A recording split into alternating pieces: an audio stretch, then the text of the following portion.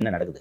இன்னொரு வழக்கு வரேன். அந்த தினகரன்ல ஒரு நியூஸ் வந்திருக்கு. என்ன நியூஸ்பா? அரசு நிலத்தை பட்டா போட்டு சார் நெடுஞ்சாலைத்துறை வந்து ரோடு போட வருவாங்களே, அது ஏன்னு சொல்லிட்டு காசு வாங்கிருக்காங்க சார். கடந்த டிசம்பர் 30 தினகரனில் இந்த செய்தி வந்திருக்கிறது. நான் இந்த தினகரன் வந்த செய்தியை படிக்கிறேன். சென்னை திருவான்மியூரிலிருந்து அக்கரை வரை 6 வழிச்சாலை அமைக்க அரசு திட்டமிட்டுள்ளது.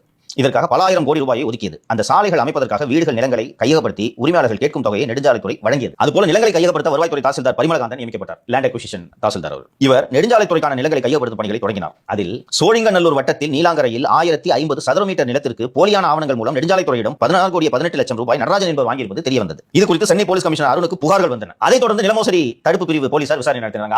அருணோட ஆர்வல் இருக்கார். அவர் தான் இதுக்கான அதிகாரி. விசாரணை நடத்தினார். அதில் திடுக்கிடும் தகவல்கள் வந்தன. அந்த இடம் அரசுக்கு சொந்தமானது. ஆனால் அந்த இடத்தை சுப்பிரமணிய ஐயர் என்பவரிடமிருந்து கணபதி, அசோகன் ஆகியோர் வாங்கியதாகவும், அவர்களில் அசோகன் இறந்து விட்டதால் அவரது வாரிசுகள் மற்றும் கணபதி ஆகியோரிடமிருந்து ஆழ்வார் திருநகரை சேர்ந்த நடராஜன் என்பவர் வாங்கியதாக நீலாங்கரை சார்பதிவாளர் அலுவலகத்தில் முன்னாவணம், பட்டா, சிட்டா இல்லாமல் போலியான ஆவணத்தை பதிவு செய்துள்ளனர். இதற்காக நடராஜனை நீலாங்கரை சார்பதிவாளர் அலுவலகம் சென்றபோது அங்கு உதவியாளர் ரமேஷ் கண்ணன், சார்பதிவாளர் சண்முகம் ஆகியோர் ஆவணங்களை பதிவு செய்து கொடுத்துள்ளனர். நடராஜன் கொடுத்த ஆவணத்தை சரிபார்க்காமல் ஜாலியாக சிரித்து பேசியபடி பதிவு செய்து கொடுத்துள்ளனர் என்பது வீடியோ ஆதாரங்களை வைத்து தெரிய வந்துள்ளது. வழக்கமாக ஒரு பத்திரப்பதிவு செய்ய வேண்டும் என்றால் முன்னாவணமாக ஒரிஜினல் பத்திரம், பேரண்ட் டாக்குமெண்ட், ஓகேவா, ஒரிஜினல் பத்திரம், பட்டா, சிட்டா, இசி என்கம்பரன்ஸ் சர்டிபிகேட் ஆகியவை இருக்க வேண்டும். இது எதுவுமே இல்லாமல் பதிவு செய்யப்பட்டது தெரிய வந்தது. இந்த பதிவு மூலம் நெடுஞ்சாலைத்துறை அதிகாரிகளிடம் சாலைக்காக எடுக்கப்பட்ட இடம் என்னுடையது என்று கூறி போலி ஆவணங்களை காட்டி 16 கோடி வாங்கியிருக்கிறார். அதாவது என்னன்னா, எவனோ ஒருத்தன் லேண்ட் ஏன் லேண்ட் சொல்லி ஐவஸ் கிட்ட அந்த லேண்ட் கொடுத்து 16 கோடியே 18 லட்சம் வாங்கியிருக்கின்றனர். மத்திய குற்றப்பிரிவு போலீசார் நீலாங்கரை பத்திரப்பதிவு அலுவலகம் சென்று வீடியோ காட்சிகளை ஆய்வு செய்த போது அதிகாரிகள் குற்றவாளிகளுடன் ஜாலியாக சிரித்து பேசியபடி வெறும் ஆவணங்களை மட்டும் பதிவு செய்து கொடுத்தது தெரிய வந்தது. போலீசார் அவற்றை கைப்பற்றினர். ரைட்டா?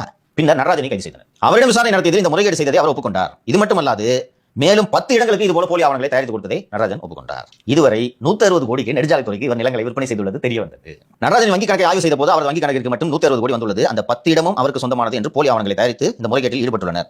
இந்த முறைகேட்டுக்கு தாசில்தார்கள் பரிமளகாந்தன், ஸ்ரீதர் ஆகியோர் உடந்தையாக இருந்ததும், பதிவுத்துறை சார்பதிவாளர் சண்முகம், உதவியாளர் ரமேஷ் கண்ணன் ஆகியோர் உடந்தையாக இருந்ததும் தெரிய வந்துள்ளது. ரமேஷ் கண்ணன் சென்னையில் 15 ஆண்டுகளாக பணியாற்றியவர். அவருக்கு சென்னையில் முக்கிய விஐபிகள் போலி ஆவணங்கள் மூலம் முறைகேடு செய்கிறவர்களை முழுமையாக தெரியும் என்றும் கூறப்படுகிறது. இந்த முறைகேட்டுக்கு பத்திரப்பதிவு மற்றும் வருவாய்த்துறையில் உள்ள அதிகாரிகள் உடந்தையாக இருப்பது தெரிய வந்துள்ளது. இந்த ரமேஷ் கண்ணன், சண்முகம் ஆகியோருக்கு மத்திய குற்றப்பிரிவு போலீசார் சம்மன் அனுப்பியவுடன் அவர்கள் தலைமறைவாகிவிட்டனர். முன்ஜாமீன் தாக்கல் செய்துள்ளனர். வந்திருக்கு. முன்ஜாமீன் எல்லாமே டிஸ்மிஸ். சரியா? இப்போ இந்த நடராஜன் ஒரு அரெஸ்ட் ஆயிட்டாரு, ஒரு ரிமாண்ட்ல இருக்காரு. ஓகே, இதுல சுருக்கமா இருக்க முறைகேடு, இந்த முறைகேடு மிகப்பெரிய முறைகேடு. அதாவது கவர்மெண்ட் இடத்தை எடுத்து கவர்மெண்ட்டுக்கே வித்துருக்காங்க. அதமா நான் சொல்றேன். 2 பேருக்கு சொந்தமான நிலம் அவங்களோட வாரிசுகள்னு சொல்றாங்க. இந்த வாரிசுகள் நடராஜனுக்கு பவர் ஆஃப் அட்டர்னி கொடுக்குறாங்க. இப்போ சொத்து சோழிங்கநல்லூர்ல இருக்கக்கூடிய சொத்து, சோழிங்கநல்லூர் சொத்துக்கு பவர் ஆஃப் அட்டர்னி எங்கமா பதிவு பண்ணோம்? நீலாங்கரையில பதிவு பண்ணணும் இல்லையா? நீலாங்கரையில பதிவு பண்ண வேண்டிய பவர் ஆஃப் அட்டர்னி மானாமதுரையில பதிவு செய்யப்பட்டிருக்கு. சொத்து இங்க இருக்கு, அங்க பவர் ஆஃப் அட்டர்னி பதிவு செய்யற. மானாமதுரையில் பவர் ஆஃப் அட்டர்னி பதிவு செய்ய வேண்டும் என்றால் பண்ணலாம், சட்டத்தில் இடம் இருக்கு. என்ன பண்ணணும்னா, Madurai DAG of registration should address Chennai DAG of registration. இந்த மாதிரி உங்களுக்கு டாக்குமெண்ட் வந்துருது, என்னன்றது செக் பண்ணுங்கன்னு சொன்னா இவங்க பார்த்துட்டு இது கரெக்டா இருங்க பண்ணுங்கன்னு சொல்லுவாங்க. பண்ணிட்டு அதோட நகலையும் அனுப்பணும். இது எதுவுமே நடக்கல. மதுரையில் அந்த வெரிஃபிகேஷன் இல்ல. இதுதான் ப்ரொசீஜர். இது சட்டம்.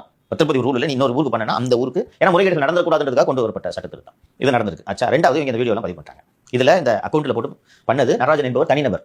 ஓகே, நடராஜன் அரெஸ்ட் பண்ணிட்டீங்க. இந்த செய்தியிலே வந்திருக்குல்ல, ரமேஷ் கண்ணா, சண்முகம், தாசில்தார் பரிமளகாந்தன் வந்திருக்குல்ல, ஏன் அவங்களை அரெஸ்ட் பண்ணல? தலைமை போயிட்டாங்க. பிடிக்கிறதா?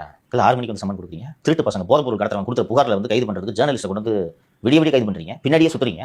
துப்புலி அவங்க கைது பண்ணுறது. இப்போ தெரியுதா எப்படிப்பட்ட அதிகாரிகள் வேலை செய்கிறார்கள் என்று? இதில் பின்னணி என்னன்னா, 160 கோடி நடராஜன் என்ற தனிநபரை சம்பாதிக்க விட்டு அமைச்சர் மூர்த்தி வேடிக்கை பார்ப்பார். சமீபத்தில் காஞ்சிபுரம், சென்னை, பெங்களூரு தேசிய நெடுஞ்சாலை விரிவாக்கத்துக்கு நிலம் எடுக்கிறதுல காஞ்சிபுரத்தில் இது போல முறைகேடு நடந்தது தொடர்பாக அமலாக்கத்துறை சோதனைகள் நடத்தியது என்ன இருக்கிறதா? அது போல இந்த வழக்கில் அமலாக்கத்துறை நுழைந்துவிட போகிறது என்பதற்காக அருணுக்கு அமைச்சர் மூர்த்தி 5 கோடி ரூபாய் கொடுத்திருக்கிறார். அதிகாரிகளுக்கு எங்க இருந்து அதிகாரம் தெரியுதா? எஃப்ஐஆர் போட்டாச்சு. எவ்வளவு நாளா தலைமுறை இருப்பாங்க. இந்த அருணோட ஆடலி ஆரோக்கியம் வராகியம் என்னையும் தேடி தேடி பிடிக்கிறாரு. இவங்களை பிடிக்கிறது இந்த ரமேஷ் கண்ணா சொன்னேன்ல, சஸ்பெண்ட் ஆகலாமா இன்னும் தெரியுமா? குற்றவாளி, தலைமறைவு, முன்ஜாமீன் கொடுக்குறார், சம்பளம் வாங்கிட்டு இருக்காயா?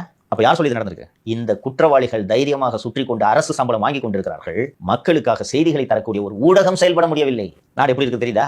மூர்த்தி ஒரு 15 தொகுதியை பாத்துக்கிறேன்னு சொல்றதுக்காக ஊர்காசு திருடு, ஃப்ராட்தனம் பண்ணு, ஃபோர்ஜரி பண்ணு, டபுள் டாக்குமெண்ட் பண்ணுன்னு திராவிட மாடல் முதல்வர் அனுமதித்துக் கொண்டிருக்கிறார். மூர்த்தி ஐஸ்கிரீம் தான் காப்பாத்துறாரு. அதனாலதான் ஐஸ்கிரீம் முதல்வர் காப்பாத்துறாரு. தெரியுதா? இப்போ மூர்த்தியை இது நேரம் மூர்த்திக்கு போயிட்டு அந்த பரிமளகாந்தன், இந்த ரமேஷ் கண்ணா எல்லாரும் இது பண்ணா முன்னாடி அடைக்கலசாமி இப்ப வேற ஒரு புது பேர் ஒருத்தர் வந்திருக்காங்க. இவங்க கிட்ட கொடுத்து நான் அமைச்சருக்கு காசு கொடுத்தேன் ரமேஷ் கண்ணா கன்ஃபர்ஸ் பண்ணுறேன். நான் மந்திரி தோணுமா? இன்னொன்னு, நீங்க இந்த ரெஜிஸ்ட்ரேஷன் அபிஷியல்ஸை தொட்டினாலே இடி விழுந்துரும்.